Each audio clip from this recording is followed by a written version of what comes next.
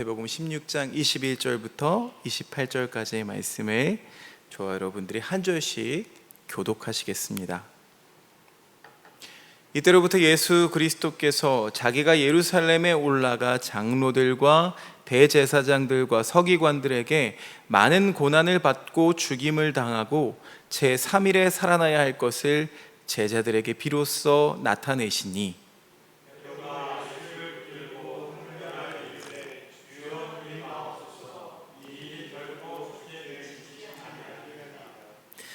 예수께서 돌이키시며 베드로에게 이르시되 사탄아 내 뒤로 물러가라. 너는 나를 넘어지게 하는 자로다. 내가 하나님의 일을 생각하지 아니하고 도리어 사람의 일을 생각하는도다 하시고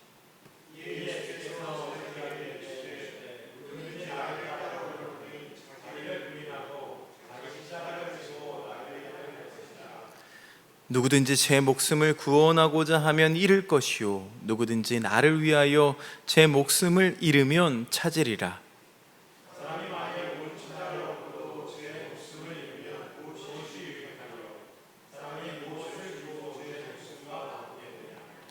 인자가 아버지의 영광으로 그 천사들과 함께 오리니 그때에 각 사람이 행한 대로 갚으리라.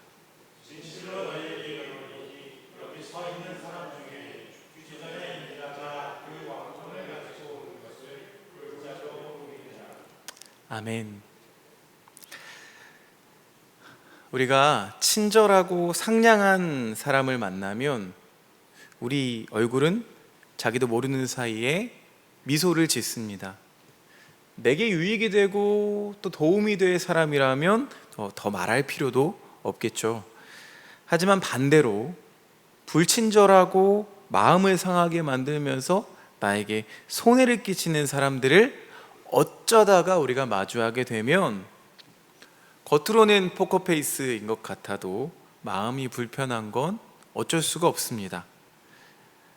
사도 바울은 자신의 몸을 하나님이 기뻐하시는 산 제물로 드리라 라면서 그리스도인의 도리를 이야기합니다. 특히 원수 갚음의 문제에 대해서 성도들에게 권면하는데요, 악을 악으로 갚지 말고 선으로 악을 갚으라는 말을 합니다. 로마서 12장 7절 말씀 함께 읽어볼까요? 시작. 로마서 12장 7절 말씀 시작. 아무에게도 악을 악으로 갚지 말고 모든 사람이 선하다고 생각하는 일을 하려고 애쓰십시오. 악을 선으로 갚는다. 이 말은 좋은 말입니다. 그런데 우리의 본성과는 너무나 맞지 않는 이야기죠.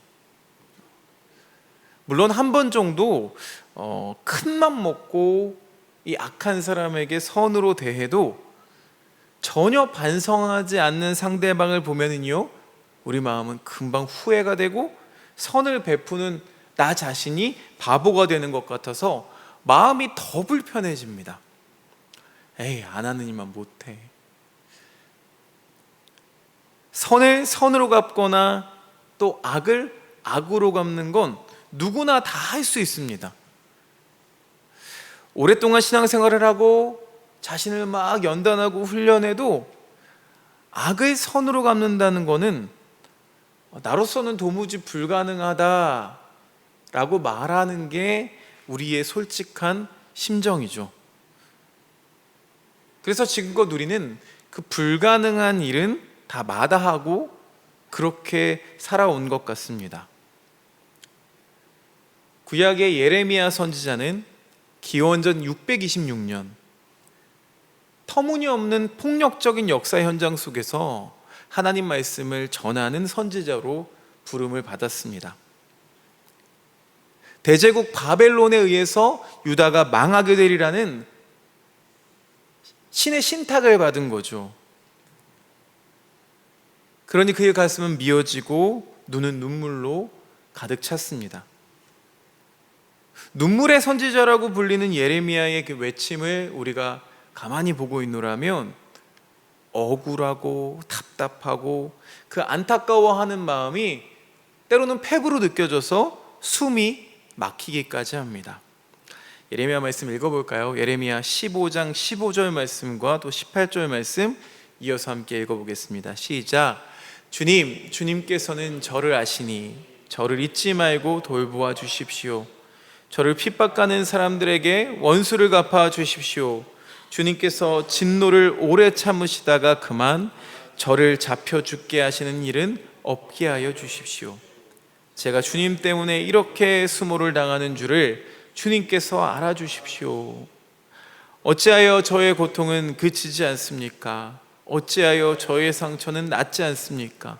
주님께서는 흐르다가도 마르고 마르다가도 흐르는 여름철의 시냇물처럼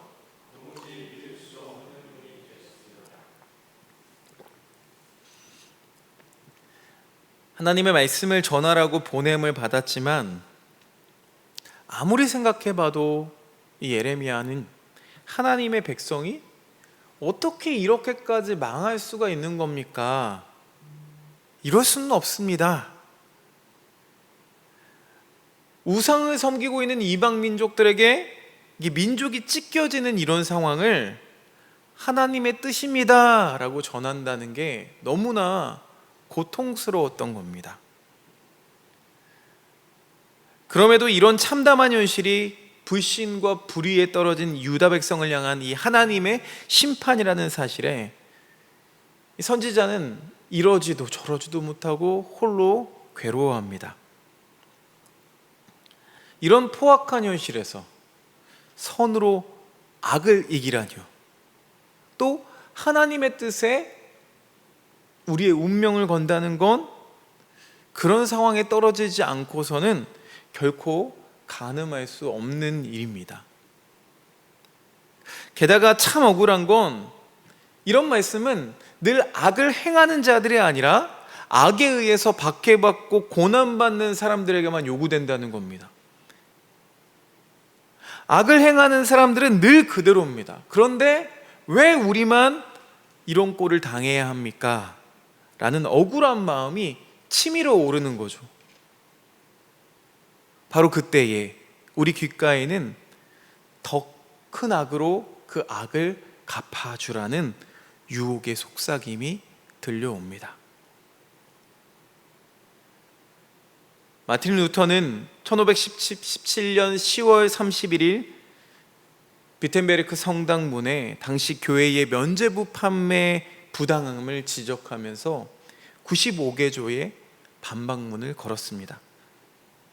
이를 기점으로 해서 종교개혁이 들불처럼 번져나갔죠.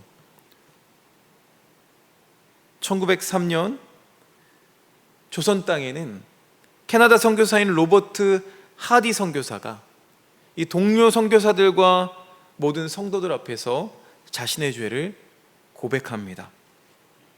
이것이 이 조선 땅의 최초의 부흥운동, 원산 부흥운동의 시발점이 되었습니다.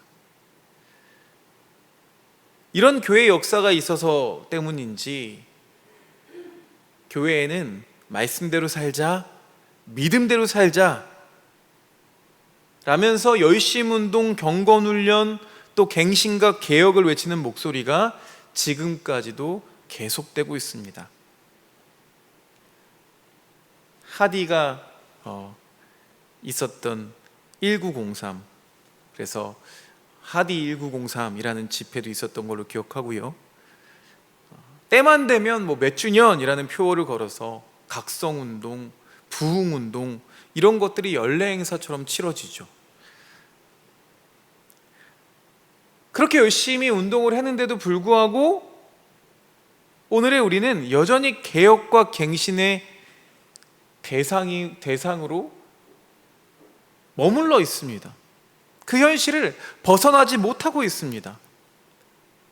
결국 요란한 잔치에는 먹을 것이 없는 걸까요? 무엇보다 여전히 우리가 복음에 대해 또 하나님에 대해서 무지한 결과입니다. 앞서 언급했던 것처럼 이 교회사 안에서 일어났던 개혁 또 부흥운동은 누군가가 또는 교단이나 교회가 주최한 행사가 아니었습니다. 뭐뭐 하자, 뭐뭐 하지 말자, 어떤 행동주의도 아니었습니다. 더 좋은 그리스도인이 되자라거나 예수 믿는 사람답게 살자라는 식의 구호도 아니었습니다. 교회 안에서, 교회 역사 안에서 일어났던 모든 개혁과 모든 부흥은 언제나 성령님이 주체가 되신 사건입니다.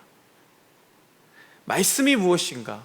구원은 무엇이고 믿음이란 무엇인가? 그리고 그리스도와 하나님은 누구이신가? 라는 치열한 신학적 투쟁으로 내몰았던 시간들입니다. 그러니까 덮어놓고 믿는 게 아니라는 거죠. 주님은 그리스도이시며 살아계신 하나님의 아들이십니다 라고 고백했던 그 베드로 사도의 고백 안에 담겨져 있는 그 의미를 바르게 읽고 깨닫는 시간이 바로 부흥의 시간들이었습니다. 우리가 믿는 바가 무엇인지의 근거를 새롭게 깨닫는 것이 바로 그 부흥운동의 핵심이었다는 거죠. 어떻게 믿을 것인가가 아니라 대체 무엇을 우리가 믿고 있는가라는 본질적인 물음이 더 중요한 이유입니다. 이 본질적인 것을 잃어버리는 순간 능력은 잃어버리고 껍데기만 남은 신앙으로 전락해버리고 맙니다. 여러분, 과연 오늘 우리가 믿고 있는 이 하나님은 어떤 분이실까요? 우리는 입만 열면 하나님을 다 아는 것처럼 떠벌리죠. 하나같이 주님을 사랑한다고 말합니다. 하지만 정작 하나님에 관해서 또 혹은 하나님께로부터 얻을 것에 대해서 관심을 가질 뿐이죠. 하나님이 누구이신지, 하나님의 나라가 무엇인지에 대해서는 2차적인, 부차적인 부분일 뿐입니다. 종국에 드러날 하나님 나라의 생명, 정의, 평화에는 우리가 심드렁하면서 그냥 치유나 축복, 성공 이런 것에 관심이 몰려서 사람들이 몰려드는 게 그 증거입니다. 그러나 인류의 지식을 모두 담아도 하나님을 알 수 없습니다. 맛보았던 그 기쁨이 그 무엇이라도 하나님과 만나는 기쁨과는 비교할 수가 없습니다. 우리가 기대하는 것이 무엇이든 하나님 나라 그 이상일 수가 없습니다. 인류의 역사 속에서는 단 한 번도 경험해 보지 못한 나라이기 때문에 그리스도인들에게는 날마다 더 새롭고 날마다 더 기쁘고 날마다 더 희망일 수밖에 없습니다. 우리 노화된 피부가 계속 여기에 머물러 있는 게 아니죠. 각화되고 벗겨지고 또 여린 살이 다시 돋아나는 것처럼 살아있음은 늘 새로운 모습으로 드러납니다. 여러분, 새로움이야말로 생명의 아주 중요한 특징이 아니겠습니까? 그래서 참된 신앙이라고 하면은 생명 되시는 주님과 늘 새롭게 만나는 것을 의미합니다. 우리 눈에 보이는 것에만 휘둘리다 보면은 이 영적 세계를 들여다보는 눈이 어두워질 수밖에 없습니다. 그런데 문제는요, 이런 생명, 새로움 이런 걸 경험하지 못해도 교회 생활이나 신앙생활이 얼마든지 가능한 게 문제입니다. 이 새로움을 잃어버린 곳에 남는 건 내가 아는 그 일을, 그것들을 절대화하는 것밖에 남지 않습니다. 생동감 넘치는 생명력이 사라지고 어떻게 지키고 어떻게 잘 해내야 할까라는 규율과 규범만이 남게 되는 겁니다. 오래된 종교의 특징이라고 하죠. 이 땅에는 기독교가 들어온 지 그리 오래되지도 않았는데 한 세기를 지나면서 벌써 이 기독교가 오래된 종교가 됐습니다. 늘 똑같고 달라질 것이 없고 새로움이 없고 가슴 뛰는 기쁨이 사라졌습니다. 그런데도 여러분, 이 세련된 신앙은 계속될 수 있다는 거예요. 뭐뭐 해라, 뭐뭐 하지 마라. 그런 식의 규범 윤리는 결국 언제나 거룩해라, 그리스도인다워라, 주의 성수해라 라는 식으로밖에 표출될 수밖에 없습니다. 왜? 라는 이유는 생각하지도 않고 덮어놓고 그냥 지켜내야 한다는 조급함에 내몰릴 뿐이죠. 그러니 예배의 희열, 또 기도의 감격, 이런 거는요 먼 이야기가 되고 맙니다. 자, 이제 앞서 던졌던 물음을 다시 한번 생각해 보겠습니다. 과연 우리가 사도 바울이 말했던 것처럼 그리스도인으로서 합당한 삶, 그러니까 선으로 악을 갚는 그런 삶을 살아갈 수 있을까요? 기뻐하는 사람들과 함께 기뻐하고 악에 의해 우는 사람들과 함께 울고 선을 행함으로 함께 기뻐하는 그런 삶 말입니다. 우리가 바울의 서신서를 읽으면서 쉽게 간과되는 게 있다면 이 편지의 수신자가 복음을 모르고 예수님을 믿지 않는 이방인들에게 쓴 것이 아니라는 사실입니다. 이 바울의 편지는 늘 예수님을 그리스도로 믿는 삶의 방향을 정한 사람들, 그 사람들을 향했습니다. 그렇다면 우리는 두 가지 물음에 먼저 답해야 합니다. 과연 우리가 이 말씀을 받을 만큼 주님의 나라를 향해 자신의 운명을 걸고 살아가고 있을까요? 정말 그리스도인일까요? 또 아니 그보다 먼저 그럴 만큼 주님을 우리가 충만하게 경험하고 있을까요? 주님으로 인해서 압도되어서 살아가고 있느냐는 겁니다. 그런데 우리의 관심은 어떻게 하면 악에게 지지 않을까? 어떻게 해야 선을 행할까? 라는 수준을 넘지 못합니다. 듣기에는 이런 말들이 대단히 신앙적으로 들리지만 여전히 내가 어떻게 라고 하면서 나의 일을 넘어서지 못하고 있을 뿐이죠. 정작 가장 중요한 복음의 핵심을 놓쳐버렸습니다. 마치 수영을 하기 위해서 먼저 물이라는 것이 가라앉는 것이 아니라, 가라앉히게 하는 것이 아니라 뜨게 하는 것임을 먼저 체험해야 하는데 물장구 치는 훈련만 하는 것과 다를 바가 없습니다. 제가 이래서 수영을 못해요. 물장구를 먼저 배웠거든요. 그랬더니 물을 무서워해서 수영을 못합니다. 맥주병이라고 하죠. 이렇게 가다가 점점 다리부터 가라앉는 그런 몸을 가지고 있는데 작년에 말레이시아에 가서 뒤로 이렇게 누워서 떠 있는 걸 처음으로 해봤습니다. 물이 가라앉는 곳이 아니구나 라는 걸 처음으로 체험해봤습니다. 그러니까 내 앞에 계신 주님이 누구신지, 나는 그분 앞에서 어떤 존재인지 주님과의 그 관계성보다 중요한 것은 없다는 거죠. 익히 우리가 알고 있는 것처럼 주님의 교회를 세울 이 반석으로 인정받았던 위대한 신앙 고백을 했지만 바로 그 다음 순간 사도 베드로는 주님에 의해 사탄이라고 불리는 자리까지 떨어지고 말았습니다. 오늘 말씀이죠. 오늘 말씀이 이 베드로의 실족하는 모습을 여과 없이 보여주고 있습니다. 수제자였던 베드로가 넘어졌다는 것을 우리에게 보여주죠. 예수님을 따르는 신앙이라는 건 자기 자신의 능력으로 하는 것이 아니다라는 것을 가르쳐주기 위해서 오늘 말씀을 우리에게 주신 겁니다. 여러분, 베드로도 넘어졌으니까 우리라고 다를 바가 있겠습니까? 산을 옮길 만한 믿음을 가진 것 같아도 어느 한순간 과연 내게 믿음이라는 게 있었을까 싶을 만큼 형편없는 상황으로 떨어질 수도 있습니다. 오늘은 아주 늠름했지만 내일은 어둠 앞에서 주눅들고 악에게 무너져 버리는 것이 바로 우리의 모습이죠. 이런 우리에게 중요한 건 실족한 베드로를 향한 주님의 말씀입니다. 그 말씀을 함께 들어보겠습니다. 마태복음 16장 23절 말씀 함께 읽어보겠습니다. 시작. 사탄아, 내 뒤로 물러가라.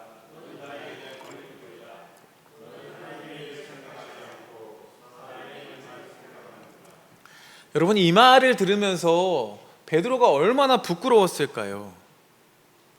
하지만 이 말씀의 앞부분에 사탄아라는 이 주어가 나와서 그 뒤의 말씀까지도 다 부정적으로 느껴지는데요. 헬라어 오피소무, 내 뒤로 물러가라 라는 말씀은요, 우리가 생각하는 것처럼 저리 비켜라, 저리 꺼져 라는 뜻을 가지고 있지 않습니다. 말 그대로 예수님 뒤편으로 라는 뜻입니다. 그러니까 내 뒤로 물러가라 라는 뜻이에요. 꼴도 보기 싫으니까 꺼져라 이런 말이 아니라는 거죠. 여러분, 예수님의 뒤편이야말로 베드로가 있어야 할 곳입니다. 실제로 이 오피소무라는 문장이 예수님께서 처음 베드로와 안드레를 제자로 부르실 때도 동일한 말씀을 하셨습니다. 나를 따르라 이 말이에요. 바로 그 말씀과 동일한 말씀을 지금 베드로에게 해주고 계십니다. 그러니까 이 말씀은 이 베드로에게 예수님의 제자로서의 정체성을 다시 한번 확인시켜주는 말씀이라는 거예요. 오늘 우리도 이 말씀을 통해서 비로소 예수님을 따르는 이 우리 한 사람 또 교회 공동체가 있어야 할 곳이 바로 예수님의 뒤편임을 깨닫게 됩니다. 주님의 제자로서의 정체성은 무엇일까요?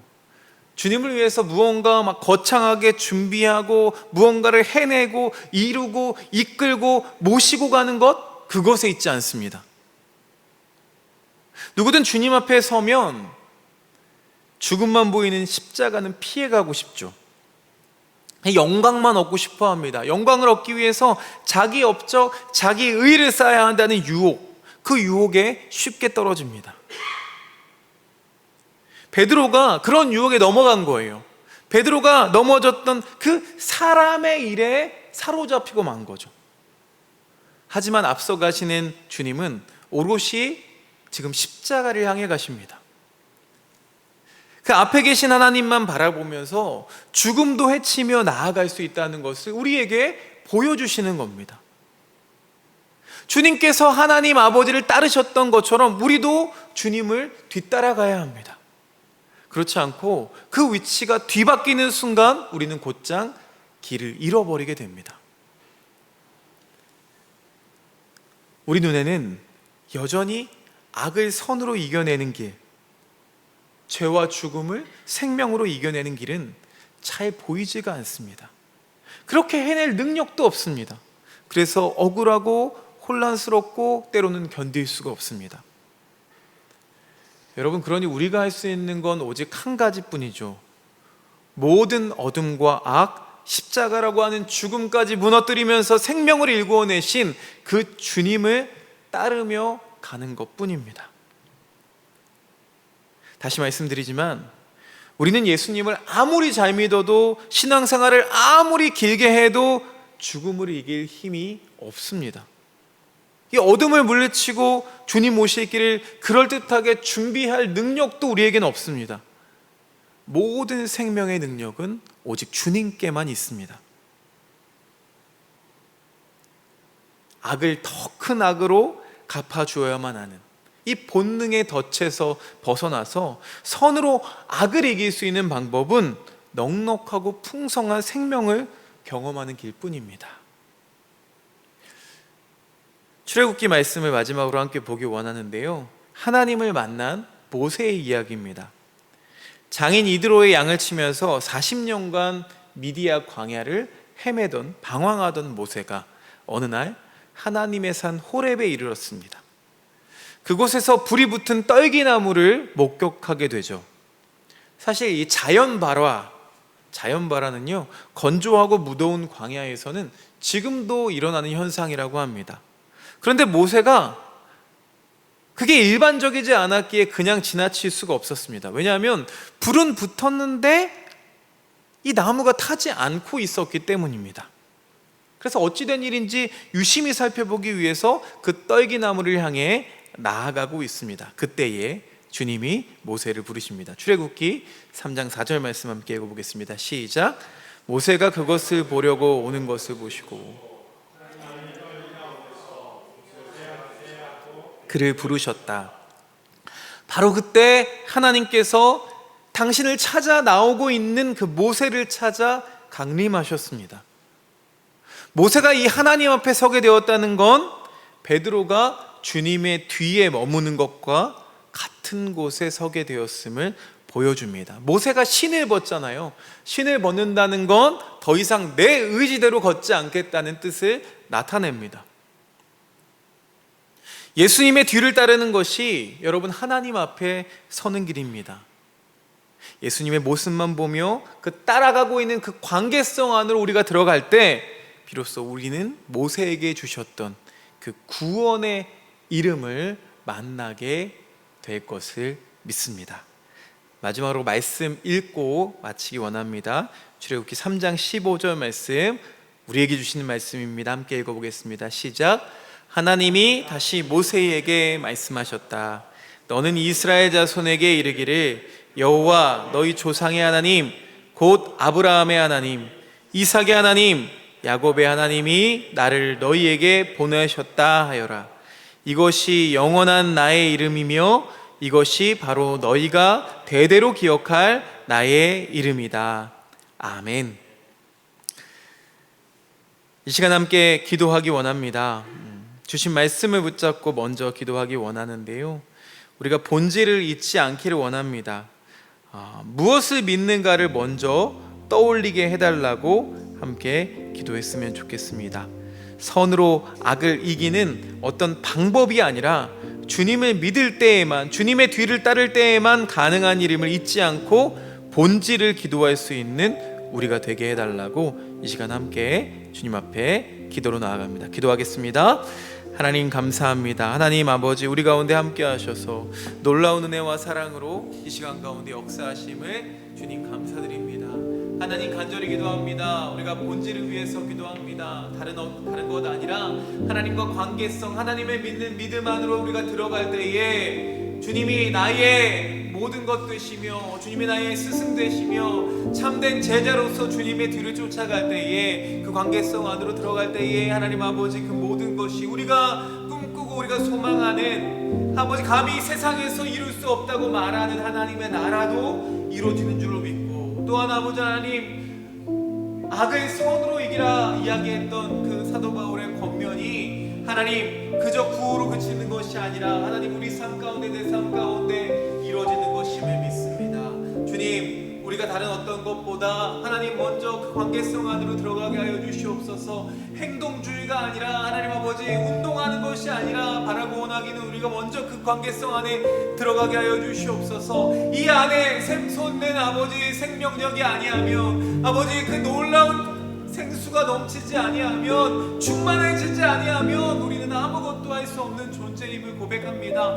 하나님, 우리 안에 모두 충만하게 역사하여 주시옵소서. 우리의 마음을 아버지 감화시켜 주시옵소서. 성령으로 충만하게 하여 주시옵소서. 성령님 아버지, 우리가 부흥을 꿈꿉니다. 그러나 우리는 인간의 방법을 생각합니다.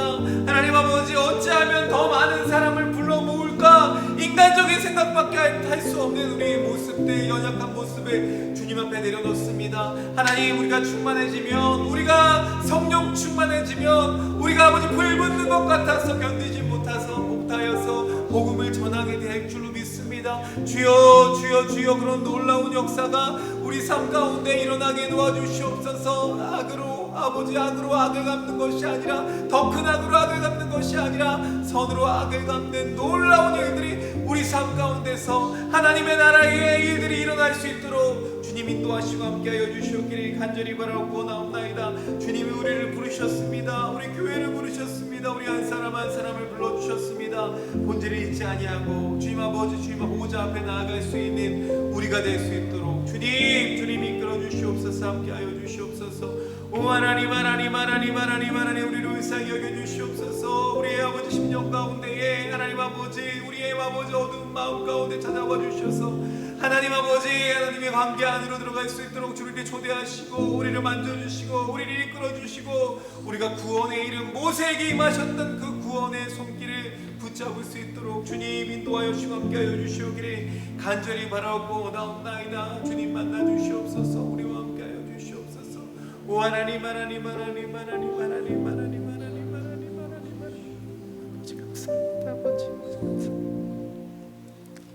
이 시간 우리 교회 공동체를 위해서 함께 기도하겠습니다. 베드로의 자리, 모세의 자리, 그 자리에 우리도 있게 하여 주시옵소서. 주님보다 앞서지 않고 걸어가는 우리의 걸음이 되게 하여 주시옵소서. 이번 주일에 찬양 예배를 드리고 또 함께 식탁의 교제를 준비하는 그 시간 가운데, 또 찬양 드리는 그 시간 가운데 주의 영이 임하여 주시옵소서. 이 시간 함께 교회 공동체를 위해서 함께 기도하며 나아갑니다. 하나님 감사합니다. 하나님 놀라우신 은혜와 사랑으로 우리와 함께 하심에 감사드립니다. 우리에게 아버지 하나님 소망이 있습니다. 우리가 바라고 의지하는 것, 하나님 아버지 그때를 쫓아가며 우리가 다른 어떤 것보다도 주님을 위하여서 아버지 하나님, 귀한 아버지 하나님, 귀한 역사들이 일어나갈 수 있는 교회가 될 수 있도록 인도하여 주시옵소서. 하나님 우리가 아버지 하나님 앞서가지 않도록 인도해 주시옵소서. 주님보다 앞서가지 않도록 주님 인도하여 주시옵소서. 하나님 아버지, 우리가 주님과 함께 걸어갈 수 있도록, 주님보다 반발짝 늦게 걸어갈 수 있는 우리 교회가 될 수 있도록 주님 인도해 주시옵소서. 우리 교회 공동체에게 맡기신 소명이 있습니다. 사명이 있습니다. 때로는 아버지 그 소명을 감당하는 일이 고통스러울 수도 있고 고난이 찾아올 때도 있지만, 그러나 아버지 하나님 유익이 되지 않더라도, 우리에게 당장 이익이 되지 않더라도, 손해보는 일일지라도 하나님 아버지 하나님 나라의 일을 위하여서 우리가 귀한 사명들을 감당하며 나아가기를 원합니다. 그런 교회가 될 수 있도록 인도하여 주시옵소서. 아버지 겸손한 모습으로 주님 앞에 나아갑니다. 온유한 마음으로 주님 앞에 나아갑니다. 주님 함께하여 주시옵소서. 우리와 동행하여 주시옵소서. 아버지 하나님, 우리를 아버지 불쌍히 여기시고 우리의 아버지 모임 가운데, 우리 예배 가운데 놀라운 회복의 능력, 다른 어떤 것보다 우리 주님과의 관계성을 회복하는 놀라운 은혜의 능력이 우리 가운데 있게 하여 주시옵소서. 거하게 하여 주시옵소서. 오 하나님 우리를 불쌍히 여겨주시고 우리 교회의 아버지 하나님 발걸음 가운데에 우리가 계획할지라도, 우리가 아버지 하나님 그 발걸음을 걷는 것 같을지라도, 그러나 우리의 발걸음을 인도하시는 분 주님이심을 기억하며 한 걸음 한 걸음 느리지만 천천히 나아갈 수 있도록 주님 인도하시고 함께하여 주시옵기를 간절히 바라고 원하옵나이다. 하나님 아버지, 그렇게 한 걸음 한 걸음 가다 보면, 주님을 따르다 보면 그 길은 비록 십자가의 길이지만, 좁은 길이지만, 그러나 주님과 함께 만날 날, 주님 앞에서 함께 아버지 하나님 우리가 모든 것